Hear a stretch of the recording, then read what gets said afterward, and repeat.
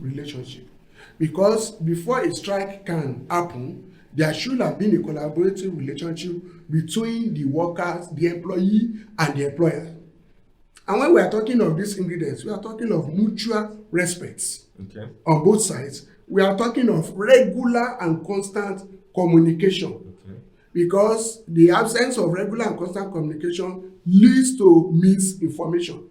And when we find ourselves in a situation of a misformed society, then several unpalatable issues starts coming in. Then there has to be a proactive action on the part of the two parties. You don't have to wait till when the issue becomes a very unpleasant one before we now start taking actions, especially on the part of the employer. Then we are now talking of teamwork.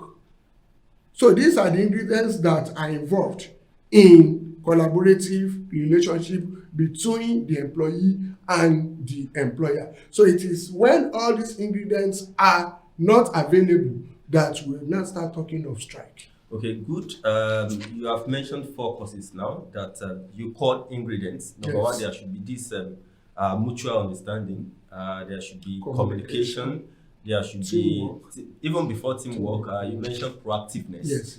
You spoke about teamwork. Making 4. Okay, we'll be talking about those 4. But we'll quickly take another commercial break. When we return, we'll talk more about the 4 ingredients. Performance in the studies. How do you mean? They can't spell simple words or even speak good English. I have spent a lot in their present school. Really? What do you plan to do? I think I need to change the school immediately. You want to change their school? Why not bring them to Solar Distinct Group of School? Solar Distinct Group of Schools. Where is that? Education is the best legacy. Education is the key to success. Education is power. The city of Abeokuta, introducing Solar Distinct Group of Schools, the citadel of knowledge with the aim of making students legends, are empowering them with the key to success. We have conducive classrooms, standard science laboratory, modern boarding facilities, and many more. Solar Distinct College is opposite Crown Royal Hotel, Abiola Way, Abeokuta, Ogun State. Telephone numbers are 080-343-86383 or 080-644-74033. Solar Distinct College, the school with distinction. Yes, welcome back to the platform on Solar Distinct Television. It's a 30 minutes program, but like I always say, sometimes we have extended version of the program. But this week it's going to be exactly 30 minutes, so it's not going to be extended, but I can bet you you get the very best of education and enlightenment before the next 15 minutes of the program. So before we went on that break, we're actually talking about the causes of strike, which our guests, I always want to say Mr. Bays, he said he prefers Comrade. Okay, actually mentioned. The first thing you mentioned was the issue of mutual respect. Yes. And when we look at strike issues and the negotiations, the back and forth, we always, like you said, sometimes you meet midnight, early morning, and all that. Some of those issues that comes up is this issue of mutual respect.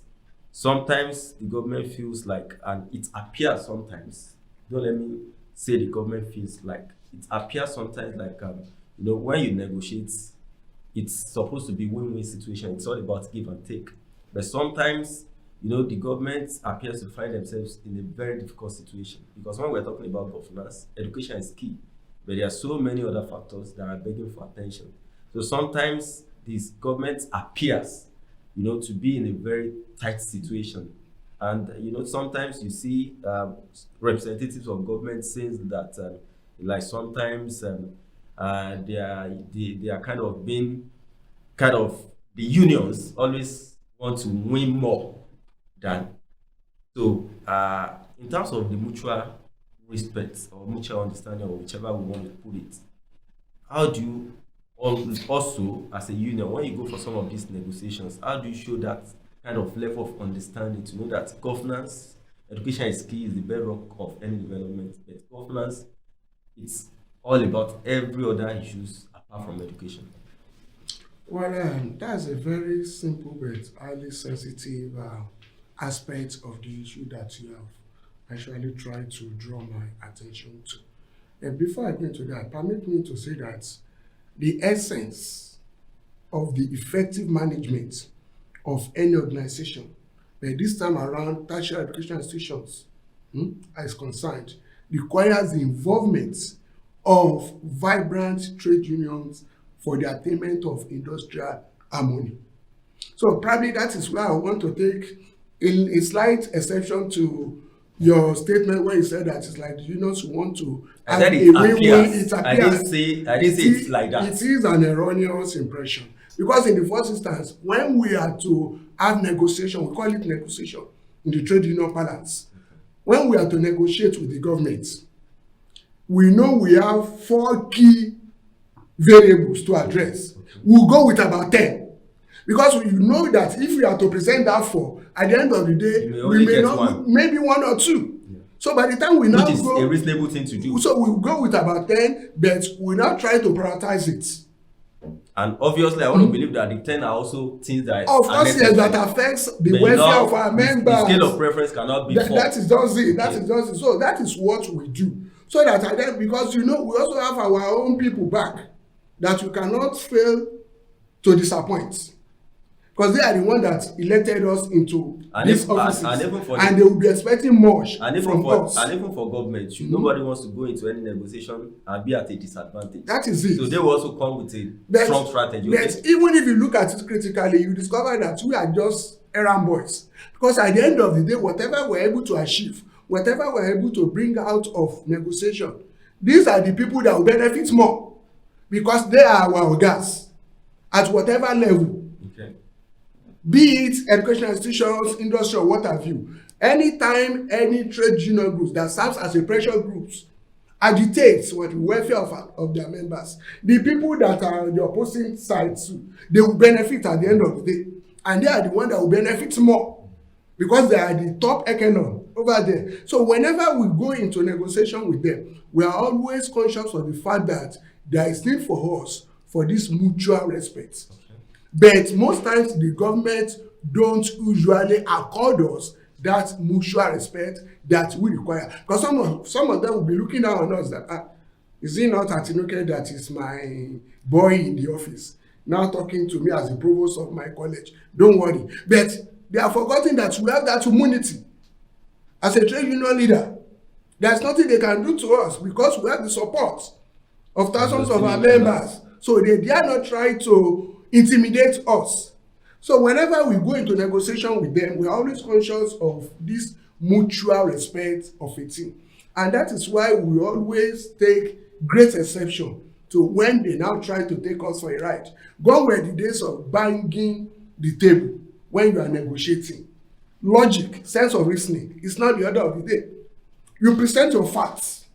You come up with extant circulars that back up your agitation, and at the end of the day they will have no choice than to succumb to superior arguments. So that is what obtains. Let's move to the next two because I can see that the next two actually go kind of hand in hand. Yes. The issue of regular communication and proactive. So definitely, yes. When you have negotiations, most times there always be an agreement. Yes. Then when there's an agreement, then there should be communication. And the proactiveness that you actually spoke about is following the agreement, actualizing the agreement.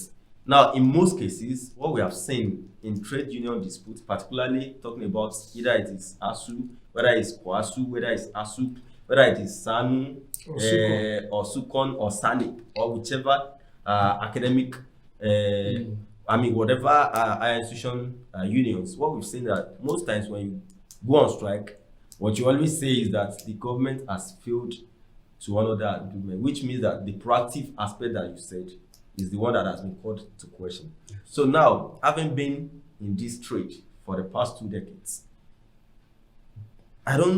for me as an outsider, I don't want to believe that the government will just decide that we don't want to honor the agreement. Why does it become a recurring decimal? We have agreement reached between the unions and the government, and at the end of the day, we continue to hear of not honoring the agreement? There is no way I will address that issue without coming up with the contemporary concept that is presently the issue Okay. of discourse at national and global level, which is the ASU strike. Okay. Look at the ASU strike, for instance. They had an agreement. They also entered into an agreement with the federal government as far back as 2010. So that is the basis of their agitation. And you know, they went on strike for almost a year, about February or March last year. And they just suspended it or freeze it. 9 months. 9 months They now. they went on the 23rd of March last year, and they called it off on the 24th So of you December. can imagine why? Because there was no proactive action on the part of the government. And it might interest you to know that when we are talking of agreements, this is a document that is expected to be reviewed after 5 years, every 5 years. And like I told you, as far as my union SUCON is concerned, the last time we entered into that agreement was 2010. How many years is now? 11. So we have been calling for a review of the agreement about 3, 4, 5 years ago now. We didn't even wait till the period that it was due for a review before we started drawing their attention into it. So what has been the feedback that you've been getting since you've been calling? The feedback is that they will continue to dilly-dally, to buy time, and to say that they do not have the resources, because there has to be series of meetings before we can enter into an agreement and before the agreements can be validated. And let me also tell us that talking about the resources, yes, don't you think that in between the time you are saying we've had 2 recessions? In between, what happened before the we've had recessions? COVID. What happened before COVID? You see, another problem that we know happens is the problem of change in governance. Okay. You understand? But for goodness sake, whenever you assume any position or responsibility, you are expected, it's a continuum. You are expected to take both the assets and the liability. So the excuse that we were not the government that entered the agreement with you is unacceptable to us. Because like you have said, government is a continuum. And in every academic system, there are several organs or entities that are involved. And these are the people that usually have the side effects of strikes. For instance, on the part of the students, they will have delayed academic Well, we'll program. still come to that. Let's wrap this aspect up so that we can actually move to that and quickly wrap up the program. Okay. The aspect we're talking about is not honoring the agreement. Yes. And you've given different scenario like the ASU strike, 9 months now. Even SANU, they are bracing up for another strike. Permit me to say that it's part of the lack of proactive action on the part of the government. Because when government entered into the recently concluded negotiation with ASU, they failed to take cognizance of the existence of other unions in the university system, SANU and NASU, and there's another one that is called NAT. It's like a father. Yes, it's like a father that is taking care of a child, trying to abandon the others. Because by the time the other union now saw what the government has agreed into with ASU, to the detriment of, for goodness sake, you said 40 billion naira earmarked as peculiar allowance to the university employer, and out of that 40 billion, probably about 80% of it goes to ASU. Okay, let's so that is the problem. Let's leave that now. Let me ask the question. You are not allowing me to vibrate the way I would have wanted to vibrate. It's because of our time anyway. All right, no problem. We still hope to have you some other time. No problem. We still have to, we'll still bring you back. Now, the question I wanted to ask is this. You were talking about, we were talking about the issue of not honoring agreements. Yes. And one of the things that I actually wanted to say, and the question I want to ask is that we always have this agreement, negotiation and all that. But some common man on the street sometimes will know that, okay, most times, and it's obvious, when you table agreements, we have financial aspect of it. Now, in most cases, government, back and forth, you just mentioned something about the financial aspect now, peculiar allowance. Once some of those things are sorted, the unions go back. Okay, we have delayed them. Okay, the students are complaining, the parents are complaining. Why not go back before you have the financial aspect also being met? For instance, let me give an instance. Issue of IPPIS in the university. It was a major crisis. And still.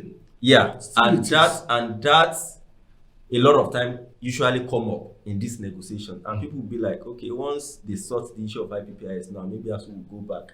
I'm just painting a scenario. I know it's still contentious. You have actually spoken, like you have said, like somebody that is on the other side. That's what I'm saying is that common man on the street. On the other side, no, I will not say a common man. Somebody that is on the other side of the divide. And just give me a minute or two to make clarification on that.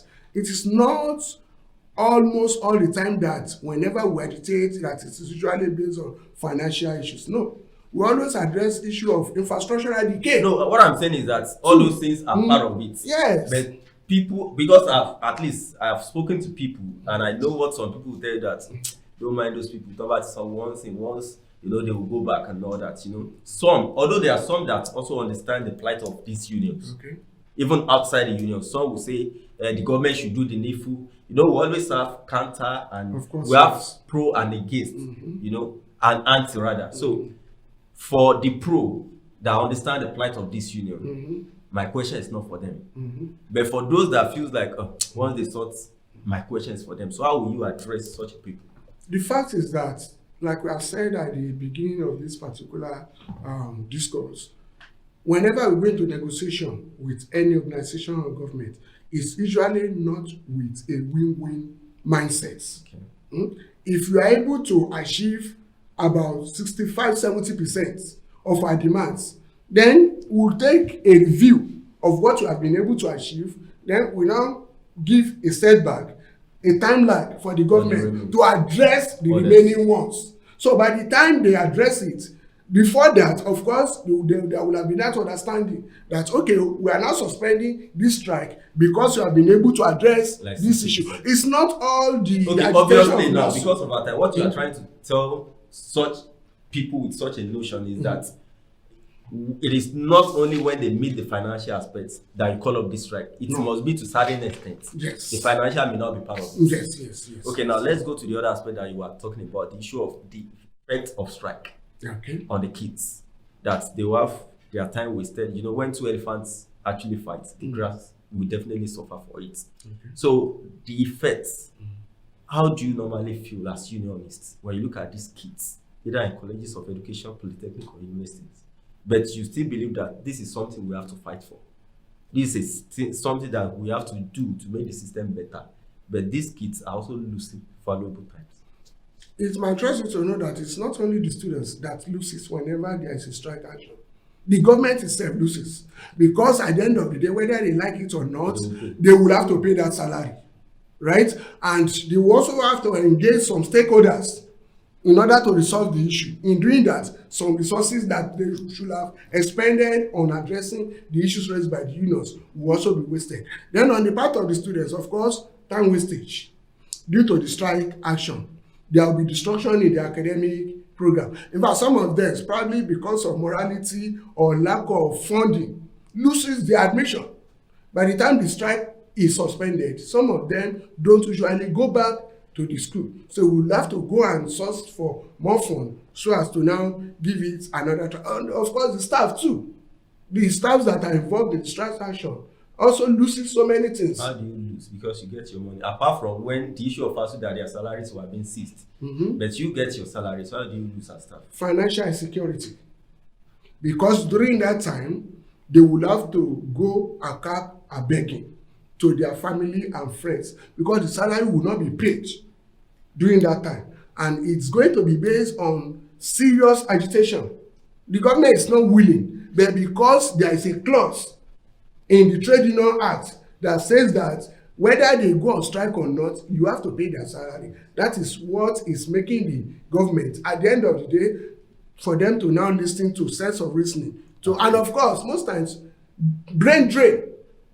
I can assure you that during these 9 months that ASUU was on strike, you cannot tell me that the type of vibrancy and the knowledge know-how of an average academic staff still remains the same. Because they still also have to battle for survival too. That is just it. And most times, there are job losses too. Are you not aware that whenever there are strikes, there are repercussions of it? And most times, the union leaders are usually victim So that is it. Okay, now the peculiar question I even ask is that you know some of you are parents too. Yes. Some of you have your kids. I know a lot of lecturers that their kids. In fact, I know some that they've gained admission a year ago into the university, they could not resume. So what I'm saying is that you are a unionist. You are fighting for a cause.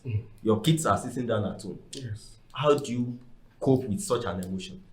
And you don't give up that, okay, we have to do it. And you also have to consider the kids too. It's a sacrifice that you have to put up with, because if you do not do it, posterity will never forgive us that we do not stand up to rise against injustice and wrong implementation of policies by government. It is you that you understand that sacrifice. But the kids, a young girl that wants to get into the school, we continue to educate them. And my trust you to know that some of them are actually in support of all these things, because they know that at the end of the day, they are going to be better off. Because I learned of University of Benin that at some point the student threatened that they were going to beat up the lecturers and the vice chancellor. Well, I think it's been so interesting. We'll take a final commercial break. When we return, we'll take a parting shot from our guest. Time has not been enough for him to say all he has to say. He had already said that, but we hope that very soon he's going to be back with us. So we'll take that commercial break, then we'll take the parting shot from him. How do you mean? They can't spell simple words or even speak good English. I have spent a lot in their present school. Really? What do you plan to do? I think I need to change the school immediately. You want to change their school? Why not bring them to Solar Distinct Group of School?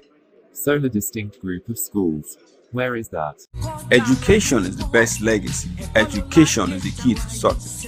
Education is power. The city of Abeokuta, introducing Solar Distinct Group of Schools, the citadel of knowledge with the aim of making students legends, are empowering them with the key to success. We have conducive classrooms, standard science laboratory, modern boarding facilities, and many more. Solar Distinct College is opposite Crown Royal Hotel, Abiola Way, Abeokuta, Ogun State. Telephone numbers are 080-343-86383 or 080-644-74033. Solar Distinct College, the school with distinction.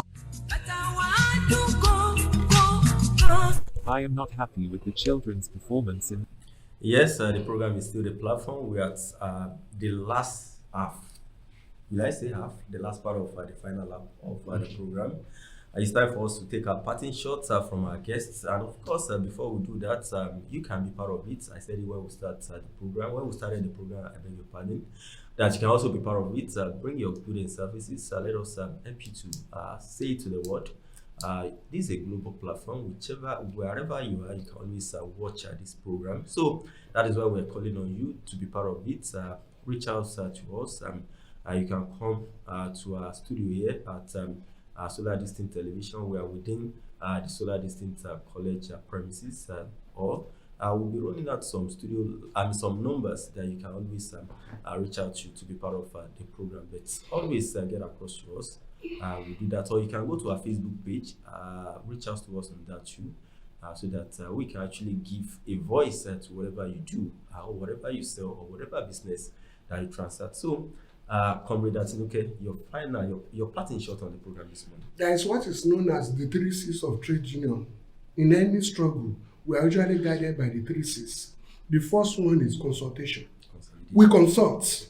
It is after the consultation phase to yield then we consolidate. Then it you are is trying to influence me as a consultant. No, it's a reality. When the consolidation aspect also does not give us our desired input, then we confront. That is what is now being referred to as strike. But let me call frankly, so the 3 C's: consultation, consolidation, and confrontation. Those are the 3 C's of trade unionism. Franklin D. Roosevelt says, and I quote, that if I were to work in a factory, the first thing I would do is join a union.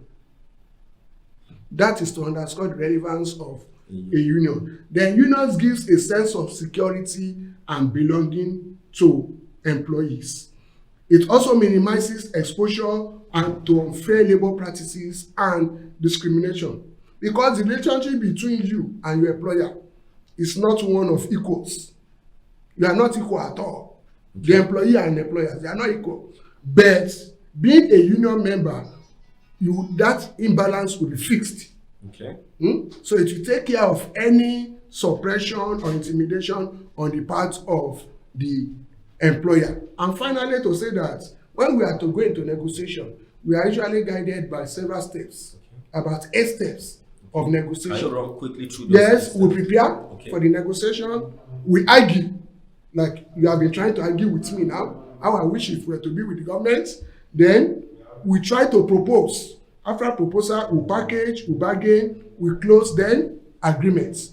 So it is that agreement that now forms the bulk of our final discussion.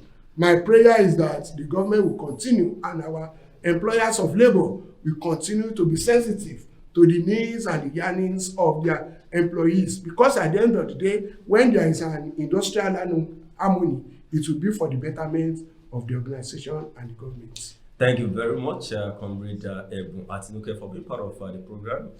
Very soon, we hope to have you back so that we can actually continue from where we stopped. And we hope that, like he said, strike is unnecessary. We hope that in the nearest future, will not have the course to be talking about our institutions of learning, having either the academic or the other activities being shut down, so that our kids can actually know that this is when I'll gain admission and this is when I'll graduate. It's been a wonderful session on the platform. Sorry, I was a victim.